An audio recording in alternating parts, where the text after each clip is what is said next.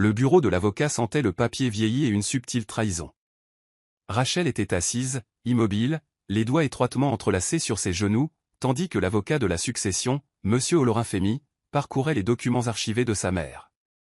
Il y a eu une demande inhabituelle quelques semaines avant votre accident, dit-il en faisant glisser un dossier sur le bureau. Votre sœur, Vanessa, est venue s'enquérir d'un accès anticipé à votre part de l'héritage. Nous avons refusé, bien sûr. Vous étiez l'héritière légitime après le décès de votre mère. L'estomac de Rachel se noua. Vanessa, chuchota-t-elle. Sa voix tremblait, plus à cause du poids de la prise de conscience que du choc. La trahison qu'elle démêlait depuis des semaines prenait soudain un tournant cruel.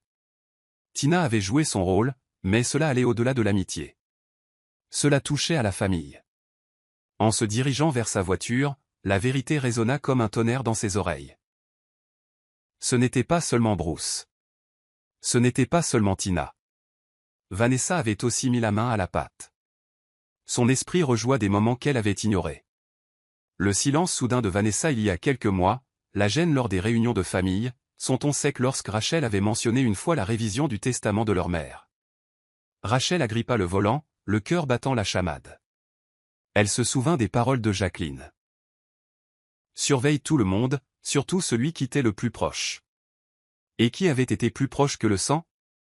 Sa sœur, la femme qui lui avait autrefois tressé les cheveux et qui s'était tenue à ses côtés dans le deuil, avait attendu dans l'ombre avec un poignard. Rachel sentit la vieille blessure de la trahison s'élargir, et elle sut maintenant que le pire n'était pas derrière elle. Il ne faisait que commencer. Rachel n'avait pas touché la boîte que Tina avait laissée derrière elle depuis leur dernière confrontation. Elle était enfouie au fond de son placard de rangement, recouverte de couvertures et de dossiers non ouverts. Ce soir-là, quelque chose la poussa à y retourner.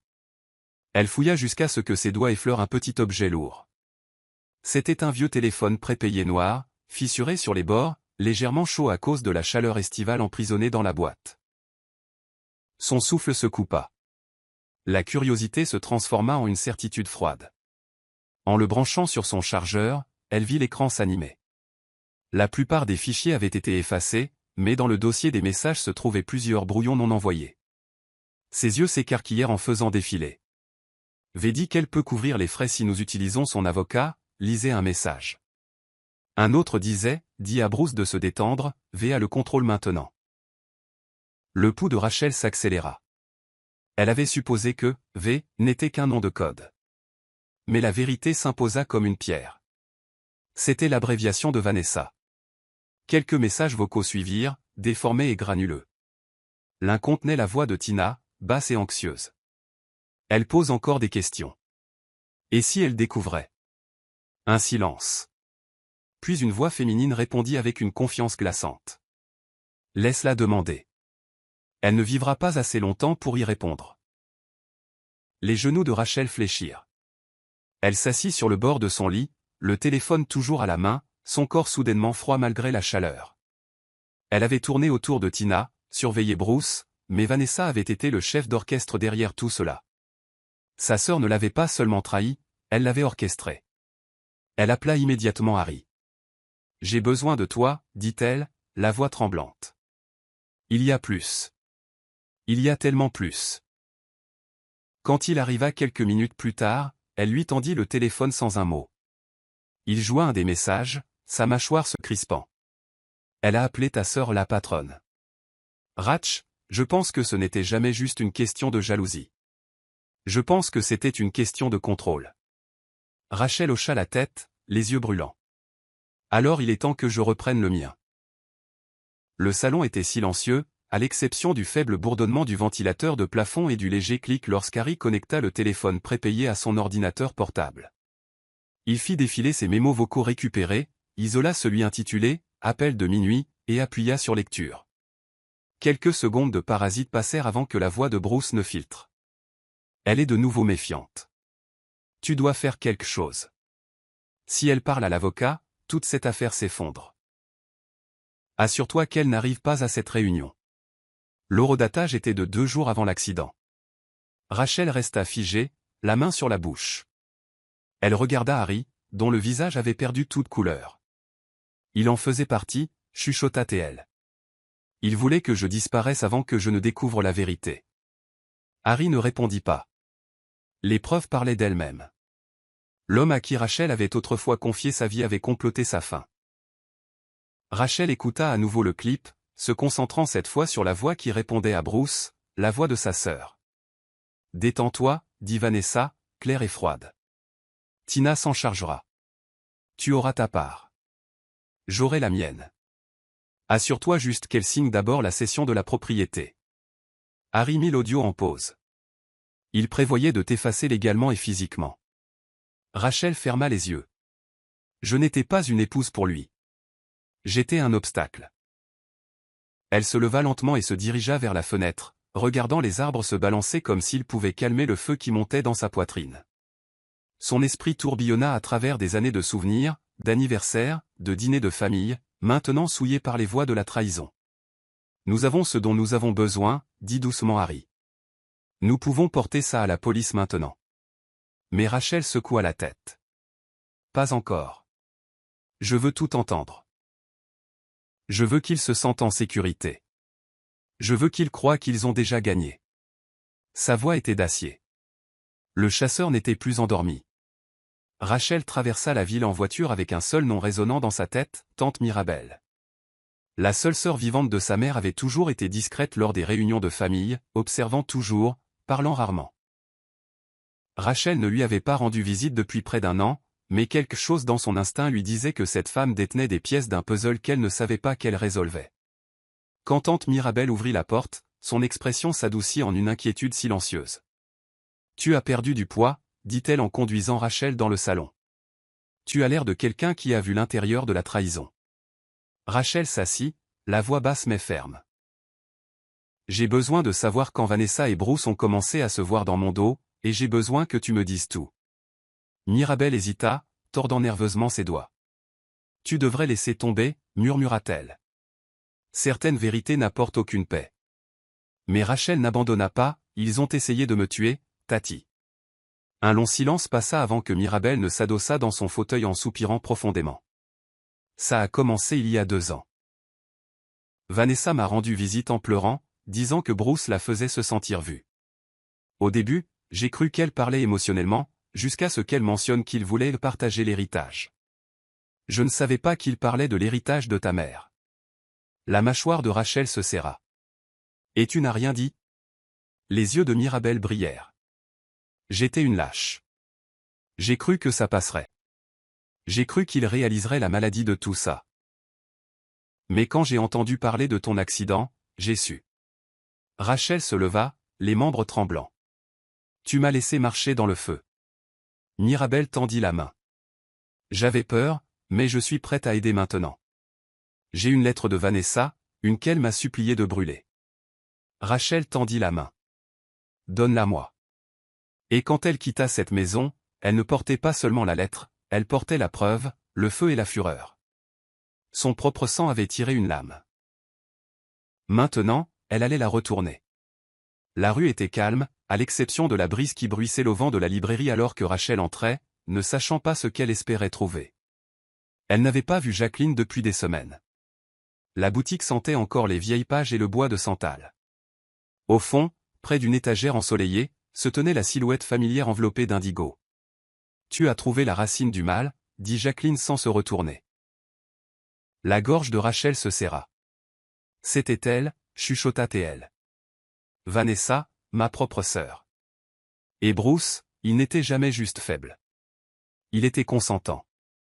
Jacqueline se tourna enfin, son regard plus lourd que jamais. La trahison des étrangers blesse le corps, mais la trahison de la famille, ça cicatrise l'âme. Rachel s'effondra dans le fauteuil en cuir en face d'elle. Comment portes-tu quelque chose comme ça sans te briser? Jacqueline répondit doucement. Tu ne le portes pas. Tu te brises, mais tu te reconstruis différemment. Un silence persista avant que Jacqueline ne fouille dans son sac et ne pose un morceau de tissu cante plié sur la table. À l'intérieur se trouvait un pendentif en bois sculpté. De ma mère, dit-elle. Elle le portait quand elle a quitté un mari qui essayait de l'effacer. Je pense qu'il t'appartient maintenant. Les doigts de Rachel tremblèrent en le prenant. Je n'arrête pas de me demander ce que j'ai fait pour mériter ce genre de trahison. Jacqueline esquissa un demi-sourire. Tu ne l'as pas mérité. Tu te trouvais juste sur le chemin de gens qui croyaient mériter plus que ce qu'ils n'avaient jamais donné. Rachel serra le pendentif contre sa poitrine, sa chaleur surprenante. Je veux me battre, mais je ne veux pas devenir comme eux. Jacqueline se pencha. Alors ne te bats pas pour détruire. Batte-toi pour exposer. La vérité ne crie pas, elle révèle. En quittant la boutique, la lumière du soleil semblait différente sur sa peau. Elle ne survivait plus seulement. Elle se préparait à la guerre avec la clarté comme épée. 2 jours plus tard, Rachel était assise dans le bureau froid et poli du conseiller juridique de longue date de sa famille. Monsieur Olagnan arborait une expression sérieuse en faisant glisser un document sur la table. Votre grand-père maternel a posé une condition à votre héritage. Expliqua-t-il. Il devait être pleinement activé à votre 34e anniversaire, à condition qu'aucune complication juridique ne survienne. Rachel parcourut la clause surlignée en jaune. La somme était stupéfiante, mais la partie qui lui glaça les mains fut la note, sera transmise uniquement à Rachel Oladil, sauf en cas d'incapacité, de décès ou de révision testamentaire. Elle leva lentement les yeux. Vanessa le savait, n'est-ce pas? Monsieur Olagnan hocha la tête. Elle s'est approchée de notre cabinet à plusieurs reprises, tentant de le contester, de se substituer comme plus proche parente. Nous avons refusé, mais elle a persisté. Rachel s'adossa. Donc si je mourais, elle serait le recours légal, confirma Théil sombrement. Rachel sortit de ce bâtiment plus certaine qu'elle ne l'avait jamais été de sa vie. Ils n'avaient pas essayé de lui faire peur. Ils avaient essayé de la supprimer entièrement, et ils avaient presque réussi. La vérité se gravait plus profondément à chaque respiration qu'elle prenait. À la maison, elle fixa le vieux portrait de sa mère, comprenant enfin pourquoi sa mère avait insisté sur le secret de l'héritage. Tu savais, murmura Rachel. Tu savais qu'il viendrait le chercher. Son téléphone vibra. C'était Harry. Une confirmation? Elle répondit par un seul mot, toute. Puis elle se tourna vers son journal et écrivit pour la première fois depuis des jours. Ils prévoyaient de m'effacer pour de l'argent, mais j'entrerai dans ce tribunal et je leur rappellerai qu'ils n'ont pas pu tuer. Son stylo s'arrêta. Je n'ai pas besoin de vengeance. J'ai besoin de conséquences. Le compte à rebours avant son anniversaire avait commencé, et leur jugement aussi. Le samedi suivant, Rachel organisa un déjeuner. Bruce et Vanessa se présentèrent tous deux vêtus d'une gaieté décontractée, masques portés à la perfection. Rachel les accueillit avec un sourire chaleureux, ses yeux ne trahissant rien. Vous avez été un tel réconfort pendant tout ça, dit-elle doucement, leur versant des verres d'hibiscus fraîchement infusés. Vanessa rit, sa voix mélodieuse. Bien sûr, tu es tout pour nous. Bruce hocha la tête, se penchant. Nous voulons juste te revoir heureuse. Rachel sourit plus largement. Et je me sens déjà plus en sécurité. Elle les regarda siroter, complètement à l'aise, ignorant le micro qu'Harry avait clipsé sous la table, enregistrant chaque mensonge sucré. Ils ne savaient pas qu'ils étaient étudiés comme des pièces à conviction. Ils croyaient que la comédie fonctionnait. Après le déjeuner, Rachel les conduisit au jardin, l'endroit préféré de sa mère. J'ai pensé à mettre à jour mon testament, dit-elle légèrement, observant leurs yeux vaciller. Juste pour éviter toute confusion, vous comptez tellement pour moi. Peut-être que je devrais prendre des dispositions pour tout ce que j'aime. Bruce s'éclaircit la gorge. Ça semble attentionné. Vanessa avait l'air suffisante. C'est pour ça que tu es le joyau de cette famille. Rachel gloussa. Revoyons-nous la semaine prochaine. Je demanderai à l'avocat de rédiger quelque chose de préliminaire. Alors qu'il partait, Bruce lui embrassa la joue et chuchota. Tu es plus forte que tu ne le penses. Rachel attendit que le portail se referme derrière eux, puis se tourna vers Harry, qui se tenait dans l'ombre près de la porte de la cuisine. Ils sont si à l'aise, dit-elle en enlevant ses gants. Assurons-nous qu'il le reste. Le chasseur n'avait pas besoin d'armes. Il avait juste besoin de leur confiance, et il la possédait déjà. La tombée de la nuit s'installa sur la maison alors que Rachel se déplaçait comme un fantôme dans ses propres pièces, plantant la vérité en silence. Harry arriva avec une petite mallette noire et l'ouvrit sur la table basse. À l'intérieur se trouvaient de minuscules enregistreurs à commande vocale. Ils se déclencheront dès que quelqu'un parlera, expliqua-t-il. La batterie dure 48 heures. Nous les récupérons après chaque visite. Rachel hocha la tête, désignant l'étagère, le centre de table de la salle à manger, et même la lampe ornée près de la véranda, tous les endroits où Bruce et Vanessa aimaient s'attarder. Assure-toi de couvrir le bureau aussi. Vanessa jette toujours un œil à mes documents quand elle pense que je ne regarde pas, alors qu'Harry plantait le dernier appareil, Rachel s'adossa contre le mur, les bras croisés. Il pense que je craque. Je vais les laisser penser ça un peu plus longtemps. Le lendemain matin, Rachel portait une robe de chambre délavée et s'était mis du baume à lèvres sur les joues pour avoir l'air malade. Quand Bruce arriva pour prendre de ses nouvelles, elle était recroquevillée sur le canapé, les yeux dans le vague. « Je n'ai pas dormi, dit-elle doucement. J'ai l'impression de devenir folle. » Les yeux de Bruce brillèrent. « Tu as traversé tellement de choses. Peut-être que tu as besoin d'aide, quelqu'un pour prendre les choses en main pendant un moment. » Elle hocha lentement la tête, lui tendant une enveloppe. « Peux-tu déposer ça chez l'avocat ? Je crois que j'oublie encore des choses. » Il la prit, le visage impénétrable. Dès qu'il partit, Harry sortit du couloir, tenant l'appareil d'enregistrement. Il a mordu. Rachel expira. Voyons combien de cordes il se donne avant d'essayer de la resserrer. Dans l'ombre, le piège avait été tendu, non pas avec des menaces, mais avec une fragilité feinte. Et maintenant, ce n'était qu'une question de temps avant que la vérité n'entre en portant leur voix. Plus tard cette semaine-là, Rachel appela son frère, Shuka, qui vivait à l'étranger depuis des années. Il répondit en quelques secondes, sa voix remplie d'hésitation et de chaleur. « Rachel, tout va bien ?» Elle fit une pause, puis demanda doucement, « Quand as-tu vu Vanessa pour la dernière fois ?» Le silence persista avant qu'il ne réponde, vers novembre. Elle et Bruce m'ont rendu visite pendant que j'étais à Lagos pour le travail. Ils ont dit qu'ils préparaient quelque chose de spécial pour ton anniversaire. Rachel s'adossa, stupéfaite. Ont-ils parlé de moi? Shuka hésita. Seulement en passant. Vanessa a dit que tu étais débordé et que Bruce essayait d'aider à gérer les choses. Rachel serra plus fort le téléphone. Ils t'ont menti.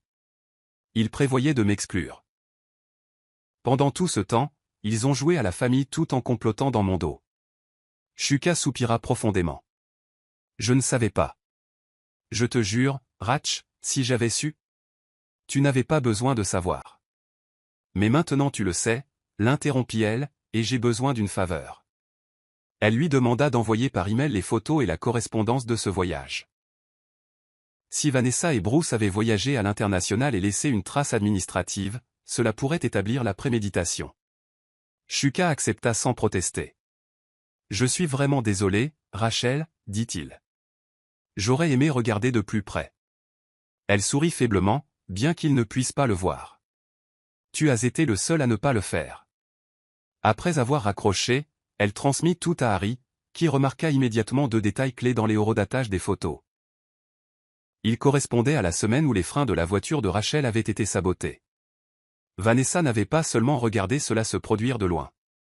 Elle l'avait planifié, jusqu'au moment où Rachel pourrait ne pas survivre au trajet de retour. Mais le destin, et une femme nommée Jacqueline, avaient réécrit la fin. La nuit était silencieuse, à l'exception du léger clic de la porte du bureau de Rachel s'ouvrant sur l'enregistrement. Elle et Harry étaient assis dans la faible lueur de l'ordinateur portable, à écouter. La voix de Bruce se fit entendre en premier. Elle est de nouveau plus douce. Je pense que l'accident a enfin fait ce qu'il était censé faire. Puis vint la voix basse, délibérée et glaçante de Vanessa. Bien. Nous rédigerons l'amendement la semaine prochaine. Une fois que les fonds seront débloqués, nous agirons. Tina a fait ce qu'elle devait faire. C'était un pion. C'est notre jeu maintenant. La main de Rachel trembla sur la souris. Elle n'est même pas désolée, chuchota-t-elle. Elle a dit que Tina était un problème qu'ils ont externalisé.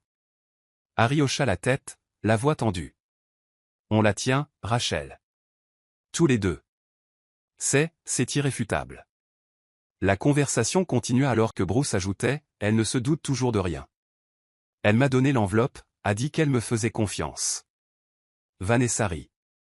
C'est la beauté de la chose. Elle a toujours fait confiance aux mauvaises personnes. L'appel se termina par les derniers mots de Bruce. Bientôt, j'épouserai la bonne Oladil. Le souffle de Rachel quitta son corps comme si on le lui avait arraché de la poitrine. Elle s'adossa, pressant une main sur son cœur, les yeux vitreux. Il n'a jamais prévu de rester, murmura-t-elle. Il ne m'a épousé que pour franchir la porte. Harry tendit doucement la main et mit l'audio en pause. On porte ça à la police dès demain matin.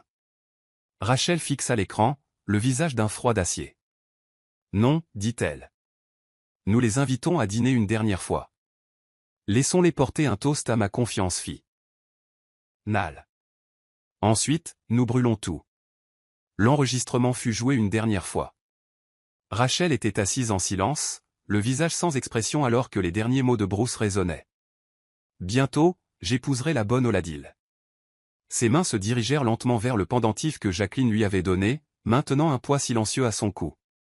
Il n'y avait plus rien à questionner. Plus d'ombre à chasser. Ce n'était plus seulement de la trahison. C'était une tentative de meurtre et un héritage détourné. Elle s'essuya le visage, bien qu'aucune larme ne soit tombée.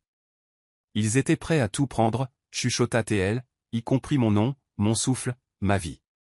Elle se leva du bureau comme une femme renaissant de ses cendres.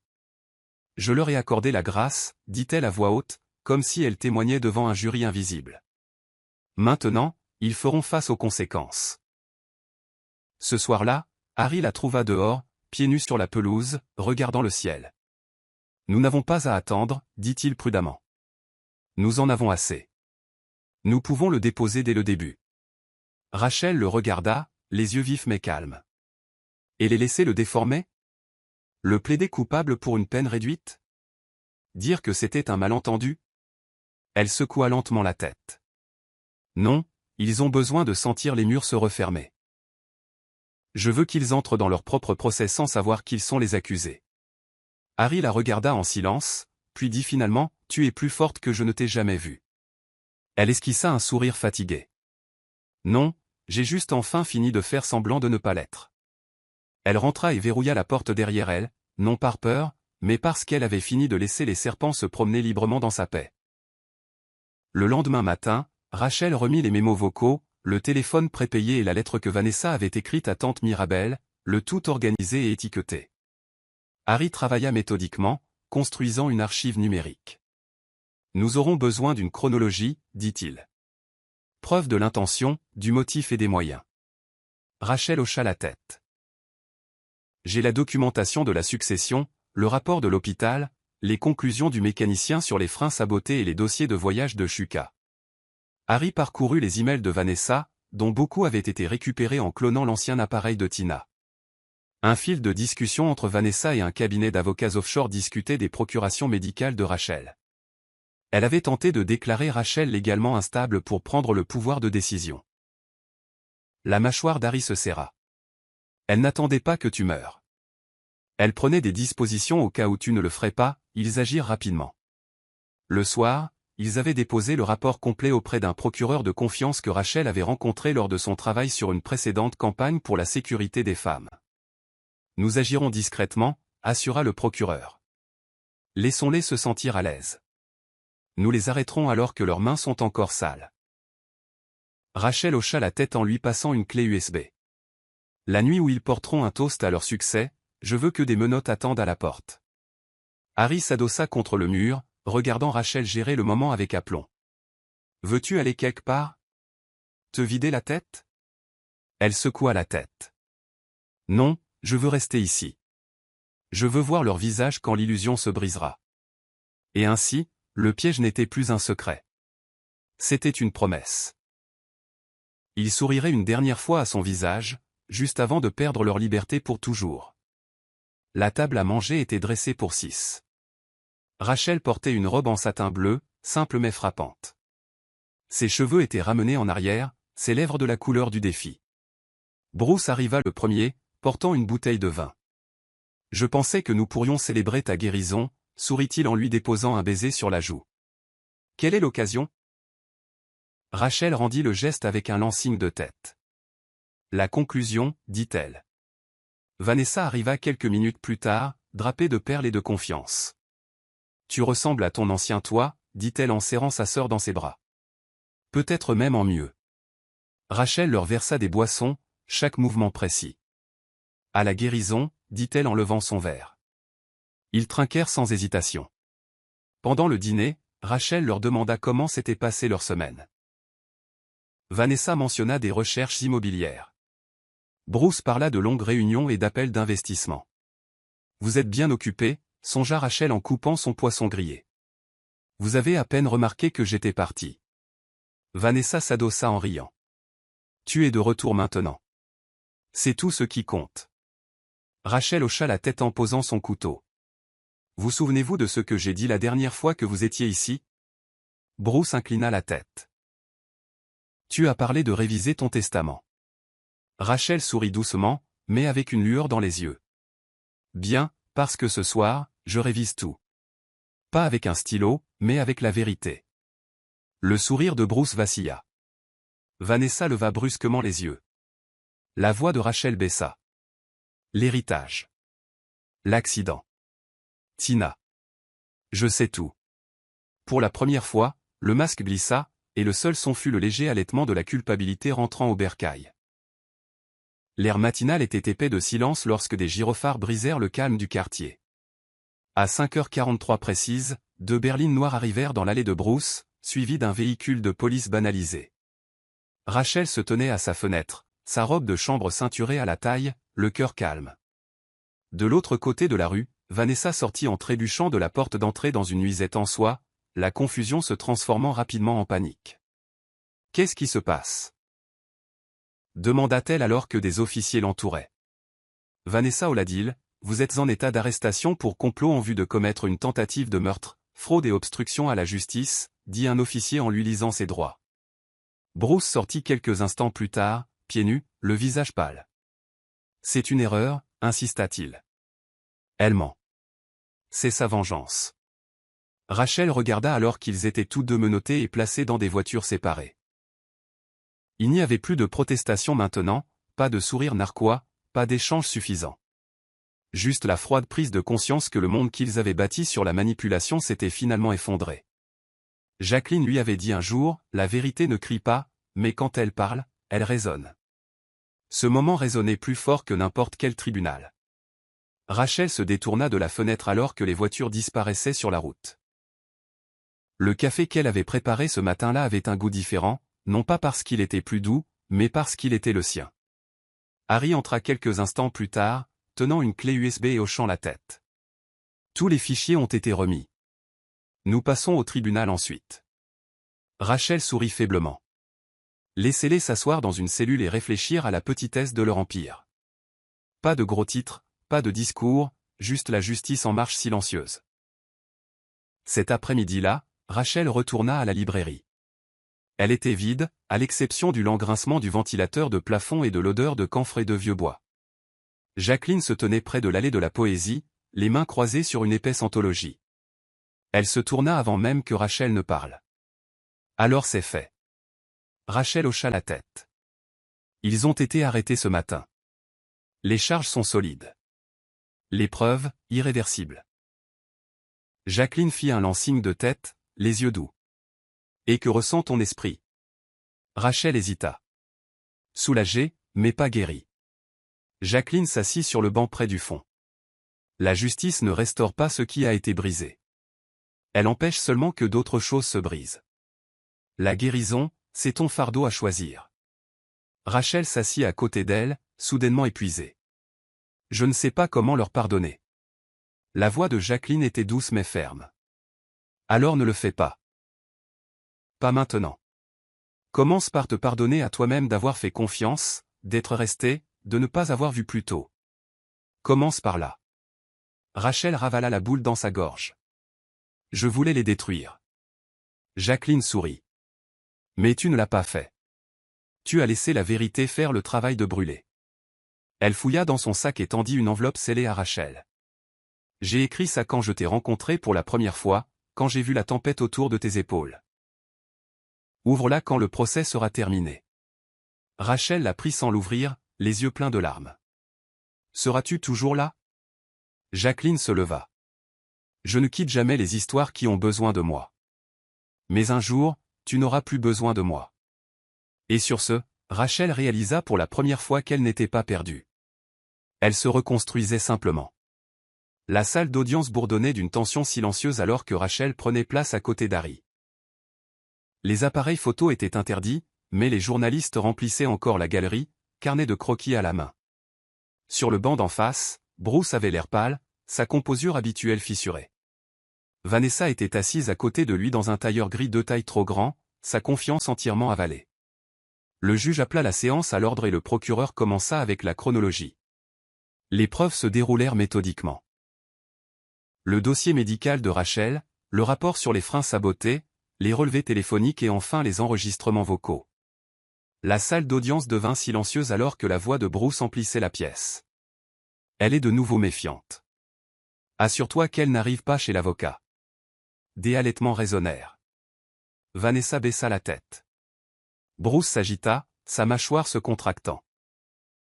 Puis vinrent les documents de succession et la copie de la lettre que Vanessa avait écrite à leur tante, essayant de manipuler les droits de succession. La salle tourbillonna de révélations.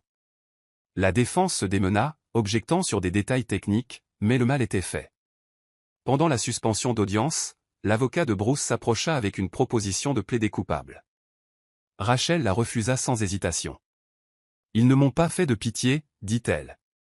Ils n'en auront pas de moi. » Lorsque le tribunal reprit, le juge autorisa la dernière pièce à conviction, l'affidavit écrit de Tina. Elle avait tout avoué, comment elle avait été recrutée, manipulée et finalement utilisée comme appât. Rachel ne regarda ni Bruce ni Vanessa. Elle fixa simplement le juge, attendant. Non pas la vengeance, mais que la vérité porte sa robe et parle. Le marteau n'était pas encore tombé, mais le jugement avait déjà commencé. Tina entra dans la salle d'audience vêtue d'un chemisier beige et sans maquillage, sa confiance habituelle et polie envolée. Elle évita le regard de Rachel en prêtant serment, tripotant le bord de sa manche. Le procureur commença doucement. « Vous étiez proche de la victime, n'est-ce pas ?» Tina hocha la tête. « Elle était comme une sœur pour moi. » Sa voix se brisa, provoquant quelques murmures. Alors pourquoi avoir accepté de lui faire du mal? La salle d'audience tomba dans le silence. Tina prit une inspiration. Parce que j'étais stupide et j'avais peur. Vanessa m'a dit que Rachel ne méritait pas ce qu'elle allait recevoir. Bruce a dit qu'il rendait service à la famille, qu'il réparait ce que Rachel ne pouvait pas gérer. Elle leva brièvement les yeux vers Rachel. Je les ai crus, et j'ai cru qu'ils me laisseraient tranquille si j'aidais. Le procureur se pencha plus près. Et que vous ont-ils demandé de faire?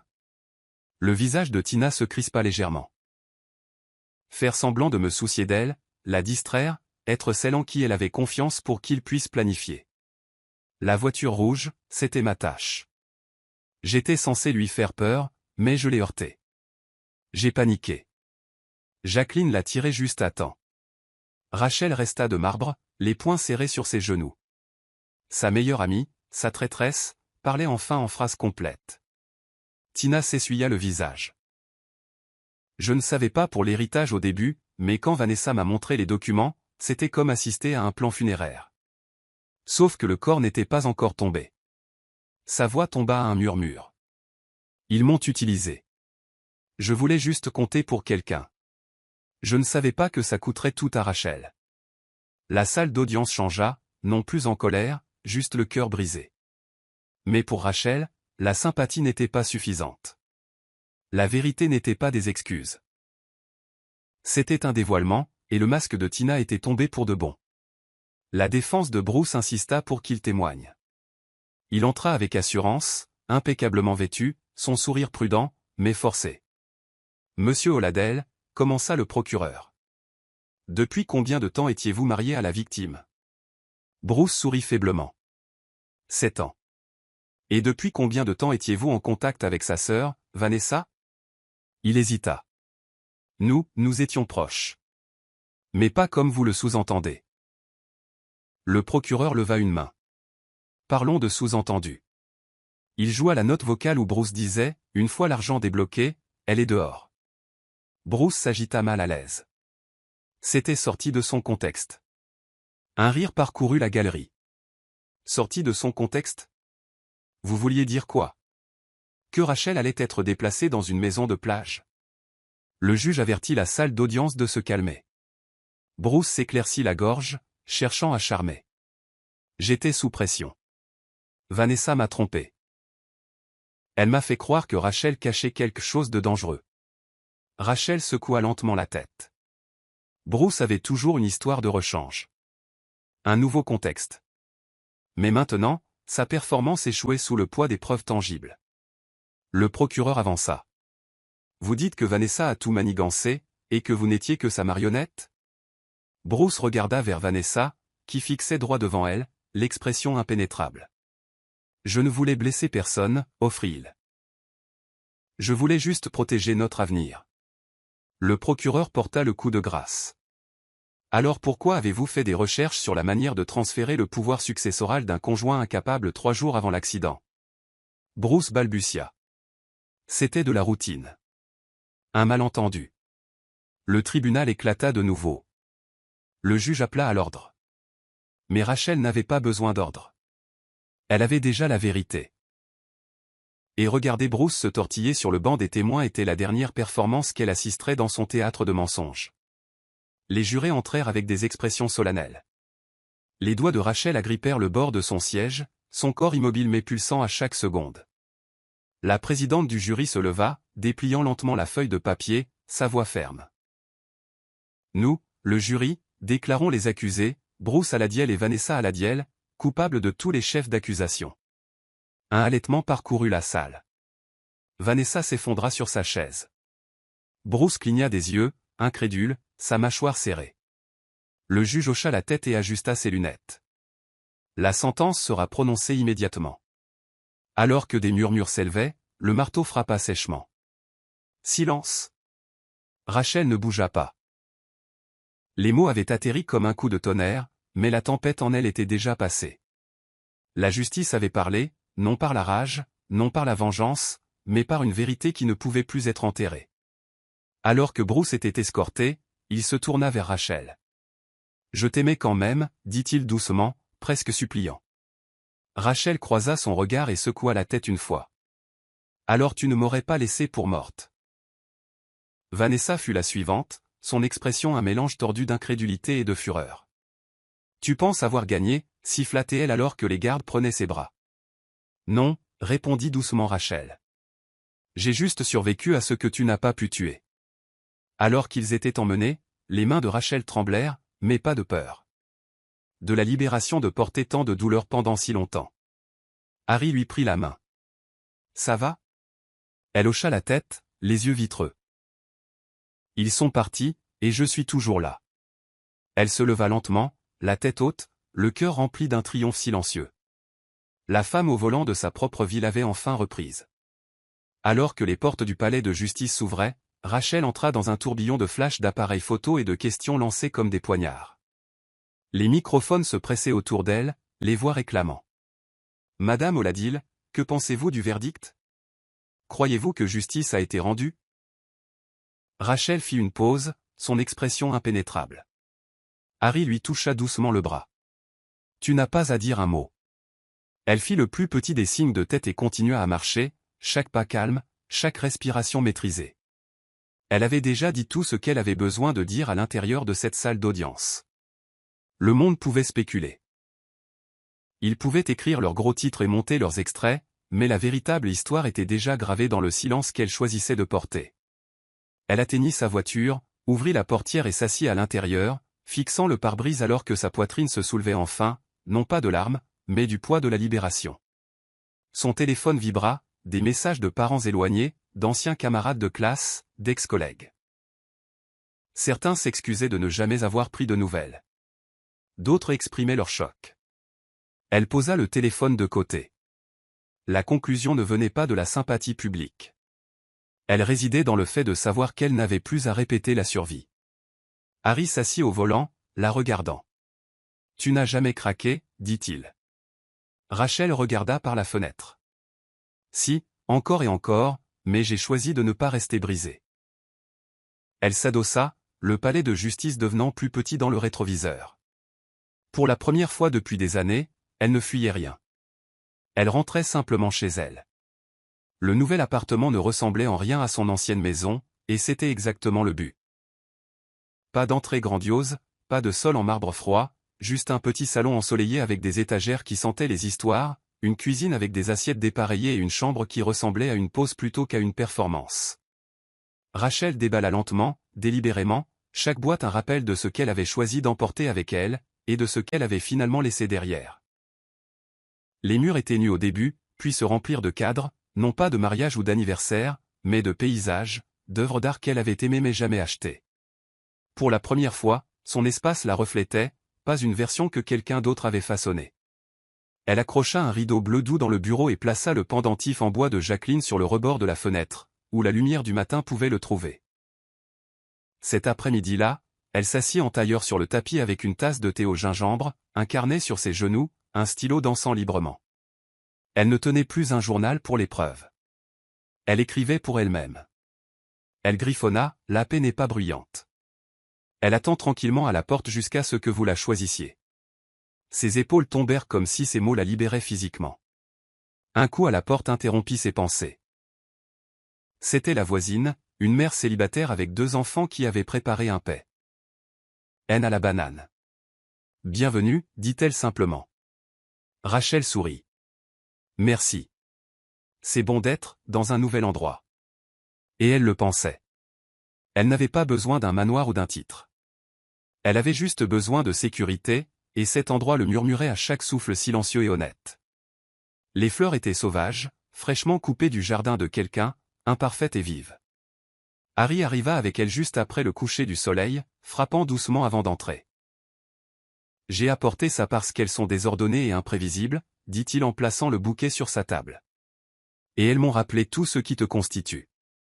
Toi. » Rachel rit, surprise de la sincérité de son rire. « Et moi qui pensais que tu venais avec une autre clé USB de preuve. » Harry sourit. « Plus de preuves. Juste des visites. » Il s'assit en face d'elle, les yeux plus doux qu'elle ne les avait jamais vus. « Je t'ai vu te battre si fort.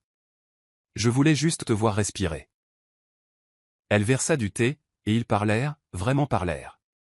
Du procès, du silence, de la façon dont le traumatisme redéfinit le temps. « Tu ne m'as jamais demandé d'aide, » dit-il, la voix basse. Rachel regarda dans sa tasse. Parce que demander signifiait que je n'étais pas aussi forte que je le prétendais. Harry secoua la tête. Mais tu l'étais, parce que tu as traversé le feu sans perdre ton cœur. Elle ne répondit pas, mais une larme traça sa joue, silencieuse et libre. Plus tard, en partant, il s'arrêta à la porte. Si jamais tu veux plus que des visites. Il ne termina pas la phrase. Il n'en avait pas besoin. Rachel sourit. En ce moment, j'apprends à être seule sans être solitaire. Mais je garderai la porte ouverte. Alors qu'il s'éloignait, la pièce resta pleine, non pas d'écho du passé, mais de la possibilité de quelque chose de beau, quelque chose qu'elle choisirait, pas seulement qu'elle survivrait. Rachel trouva la lettre quelques jours après s'être installée dans sa nouvelle routine. Elle était glissée dans une deuxième enveloppe, enfouie sous ses châles, l'écriture de Jacqueline précise et élégante, l'encre légèrement passée. Elle s'assit dans le calme de sa nouvelle maison et l'ouvrit lentement. Chère Rachel, certaines tempêtes ne rugissent pas, elles murmurent votre nom dans une trahison silencieuse. Vous avez survécu non pas parce que vous saviez comment, mais parce que vous avez choisi de ne pas cesser de marcher. Cette lettre n'est pas pour la force, elle est pour la douceur. Quand tout se calmera, laissez votre cœur expirer. Vous n'avez pas apporté le poids de ce qu'ils ont fait pour toujours. Vous n'êtes pas leur crime. Rachel s'essuya la joue, sentant déjà les larmes alors qu'elle continuait à lire, son cœur s'accrochant à chaque mot. La lettre se terminait par un passage que Rachel n'oublierait jamais. La douleur qu'ils vous ont infligée ne peut être rendue, mais vous n'avez pas à la garder.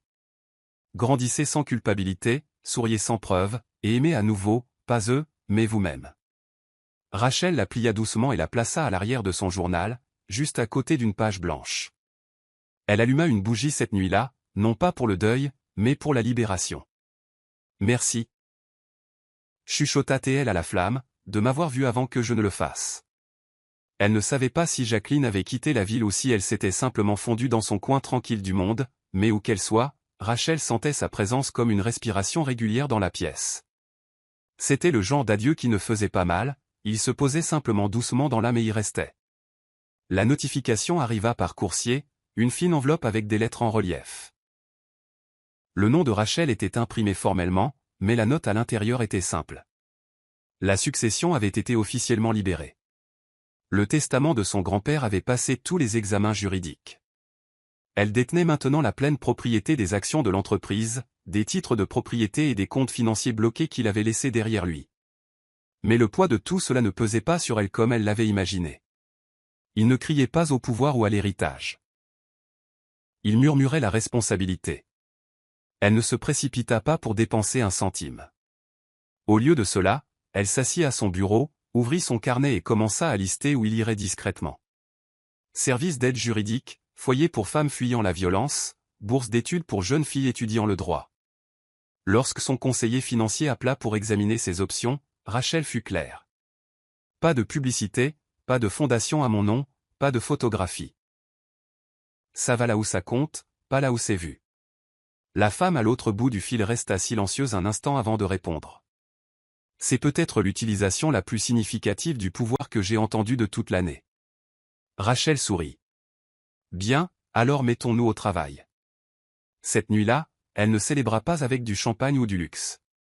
Elle prépara une tisane à la citronnelle, s'assit près de son petit jardin et regarda le ciel devenir argenté. Elle pensa à sa mère, à Jacqueline, à toutes les versions d'elle-même qu'elle avait dépassées. L'argent ne l'avait pas sauvée, il ne l'avait pas guérie. Mais maintenant, il ferait ce qu'il était censé faire, protéger quelqu'un d'autre de jamais avoir à survivre comme elle l'avait fait. Le titre était niché dans le coin du journal, appel rejeté pour la sœur condamnée dans l'affaire de complot successoral. Rachel ne lut pas l'article en entier. Elle parcourut juste assez longtemps pour attraper la citation de l'avocat de Vanessa, déplorant un processus précipité et une représentation inéquitable. Rachel plia soigneusement le journal et le reposa sur la table sans un mot. Elle ne se sentit pas triomphante. Il n'y avait pas de jubilation, pas de sourire amer, juste de l'immobilité. « Tu as eu ta chance de te confesser », murmura-t-elle à personne en particulier. « Tu as choisi le silence, maintenant vis dedans. » Elle se versa un verre d'eau et continua sa matinée comme si la nouvelle concernait quelqu'un qu'elle avait connu et oublié. Plus tard dans la journée, Harry passa avec des courses et mentionna l'article. « J'ai pensé que ça pourrait apporter la paix, dit-il. » Rachel le regarda pensivement. « Ça n'a pas apporté la paix, juste la conclusion. » Elle fit une pause. « C'est étrange. Je me demandais si je me sentirais à nouveau en sécurité. Maintenant, je réalise que je n'ai pas besoin qu'elle soit libre pour que je le sois. » Harry hocha lentement la tête. « C'est la guérison, Rach. C'est ça. » Elle sourit faiblement et retourna à couper des légumes. Il n'y avait plus de bataille à mener, plus de salle d'audience à endurer. La voix de Vanessa avait été réduite au silence, non par la vengeance, mais par la loi, par la vérité, et par la force tranquille de la femme qu'elle avait essayé d'effacer. Et Rachel ? Elle était toujours debout, toujours en train de respirer, toujours en train de reconstruire une vie qui ne serait plus jamais empruntée ou trahie. Rachel se tenait près du bord du terrain de vente aux enchères ouverts, les bras croisés, le cœur étonnamment calme. Devant elle, entourée de rangées d'acier rouillé et d'étiquettes en plastique, se trouvait la berline rouge. La même voiture qui avait failli lui coûter la vie. Elle semblait plus petite maintenant, moins sinistre, plus machine que monstre. Un mécanicien ouvrit le capot pour inspection, mais Rachel ne bougea pas. Elle n'était pas là pour acheter ou enchérir. Elle était là pour témoigner. Une bénévole s'approcha d'elle, un presse-papier à la main. Intéressée par celle-ci ? Rachel secoua lentement la tête. Non, je ne fais que passer. La femme regarda son visage, sentant clairement quelque chose de non dit. Les vieilles voitures gardent des histoires. Parfois, les laisser partir est la meilleure partie. Rachel s'approcha d'un pas. Ses doigts se crispèrent comme pour atteindre la portière, mais elle ne le fit pas.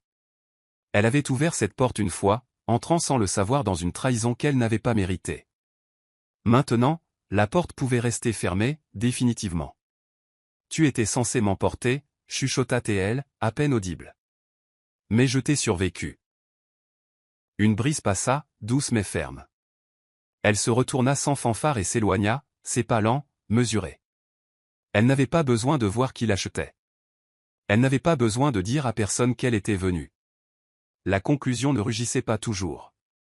Elle arrivait parfois dans le silence d'un dos qui se tourne, dans le refus de ramener des fantômes à la maison. Au moment où elle atteignit sa voiture, la berline rouge n'était plus qu'une silhouette derrière elle, avalée par la lumière du soleil et la distance. L'interview eut lieu dans une petite pièce chaleureusement éclairée, sans public, sans diffusion en direct, juste 2 chaises et une équipe de tournage qui parlait doucement et avec respect. Rachel l'accepta à une condition, ce ne serait pas à propos du procès. Ce serait à propos de la survie. À propos de recommencer. L'intervieweuse, une femme tranquille d'une 40aine d'années, se pencha en avant. « Pourquoi maintenant » demanda-t-elle. Rachel prit une inspiration, sa voix ferme. « Parce que des histoires comme la mienne ne sont pas toujours entendues, à moins que quelqu'un ne perde tout publiquement. Mais des femmes survivent à ça en privé tous les jours, et personne ne le remarque. » L'intervieweuse hocha la tête. « Qu'est-ce qui vous a le plus aidé à guérir » Rachel répondit sans hésitation. Être cru. Par moi-même d'abord, puis par des gens qui n'ont pas essayé de réécrire ce qui s'est passé. Plus tard dans le segment, on lui demanda quels conseils elle donnerait aux autres femmes qui se trouvaient dans l'ombre de la trahison. Rachel regarda directement la caméra. Vous ne devez à personne votre silence, ni votre sourire, ni votre pardon. Ses yeux brillèrent, mais elle ne les scia pas. Survivre, ce n'est pas seulement se réveiller. C'est se lever quand tout temps vous veut se cacher. C'est avancer quand le souvenir de ce qu'ils ont fait est encore frais derrière vous. L'intervieweuse resta assise dans un silence respectueux. C'est puissant, dit-elle finalement. Rachel réussit un petit sourire. C'est juste la vérité. Et je pense que la vérité mérite un micro de temps en temps. En quittant le studio ce soir-là, ses pieds se sentaient légers, non pas parce que le poids avait disparu, mais parce qu'elle l'avait finalement déposé, pièce par pièce, dans des endroits où il ne pouvait plus la blesser. L'email arriva de manière inattendue. Pas d'objet. Pas de salutation. Juste quelques mots simples d'une adresse d'expéditeur inconnu. J'ai quitté le pays. J'essaie de vivre différemment. Je sais que tu ne me pardonneras jamais, mais j'avais besoin que tu le saches. Tu as été la seule vraie amie que j'ai jamais eue. Je suis désolé. Rachel fixa l'écran, impassible. Il n'y avait pas d'attachement, pas de plaidoyer pour une réponse. Juste une confession versée dans le silence. Elle ne le supprima pas, mais ne répondit pas non plus. Certaines choses avaient besoin de résonner. Elle ferma l'ordinateur portable et se versa un verre d'eau, debout près de la fenêtre alors que le crépuscule s'insinuait au bord du ciel. Plus tard dans la nuit, elle ouvrit son journal et commença à écrire, non pas à Tina, non pas sur Tina, mais à elle-même. Certaines excuses ne viennent pas enveloppées de guérison. Certaines viennent comme des épines, véridiques, mais toujours acérées. Et je n'ai plus besoin de saigner pour croire que quelqu'un regrette ce qu'il a fait. Elle souligna lentement la dernière phrase. Le silence de Tina, sa disparition, ses remords, tout cela ressemblait à une ombre d'une vie à laquelle Rachel n'appartenait plus. Le pardon n'était plus le but. La liberté l'était. Et Tina ne lui avait donné ni l'un ni l'autre dans le passé, ni maintenant. Elle s'était simplement mise de côté, et cela, à la fin, suffisait. Rachel ferma son journal et éteignit la lumière. Cette nuit-là, ses rêves furent remplis de rire, non pas du passé, mais de moments pas encore vécus. Il n'y avait pas de ballon, pas de musique, pas de liste d'invités.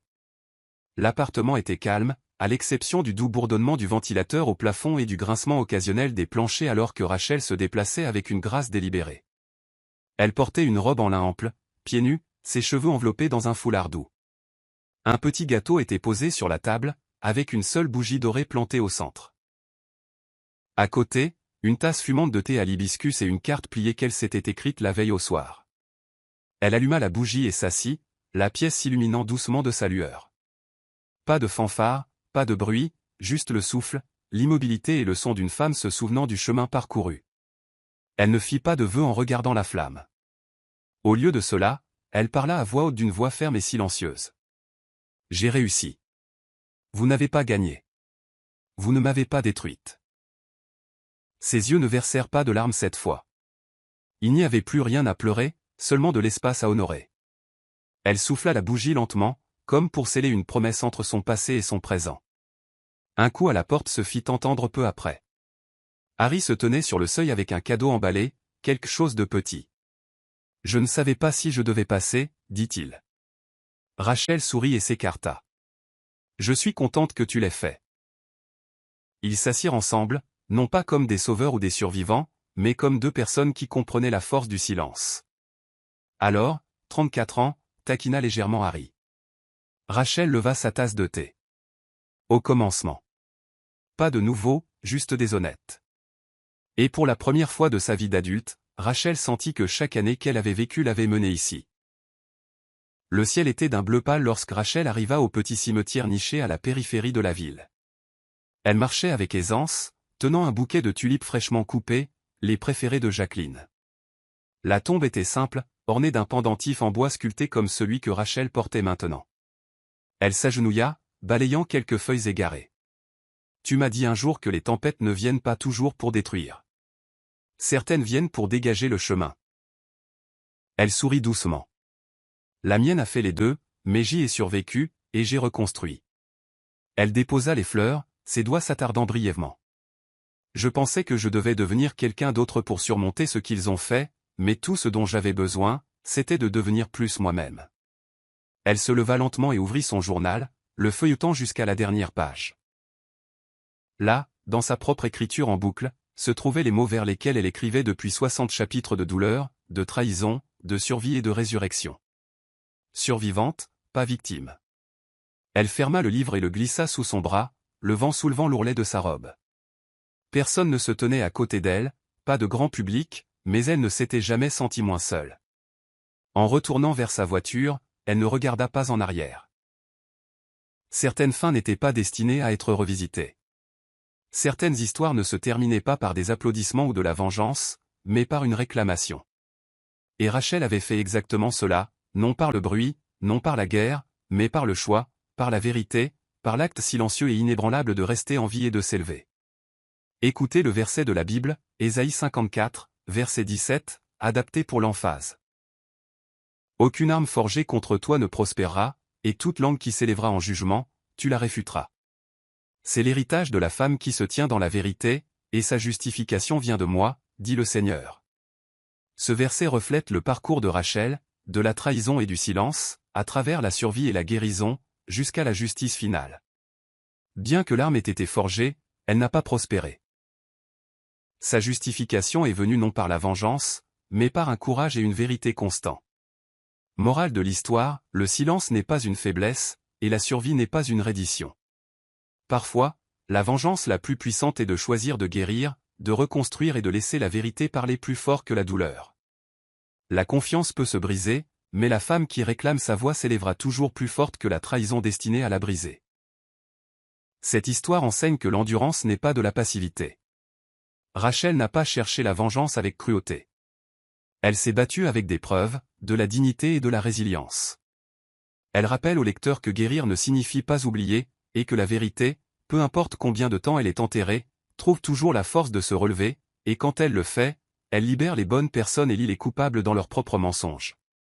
C'est la fin de l'histoire. Qu'avez-vous appris de cette histoire? Laissez vos réflexions dans la section des commentaires. Laissez un j'aime, et n'oubliez pas de vous abonner et d'activer les notifications, afin d'être averti lorsque nous publierons nos prochaines vidéos. Partagez également cette vidéo avec quelqu'un qui pourrait être intéressé. Merci beaucoup d'avoir regardé.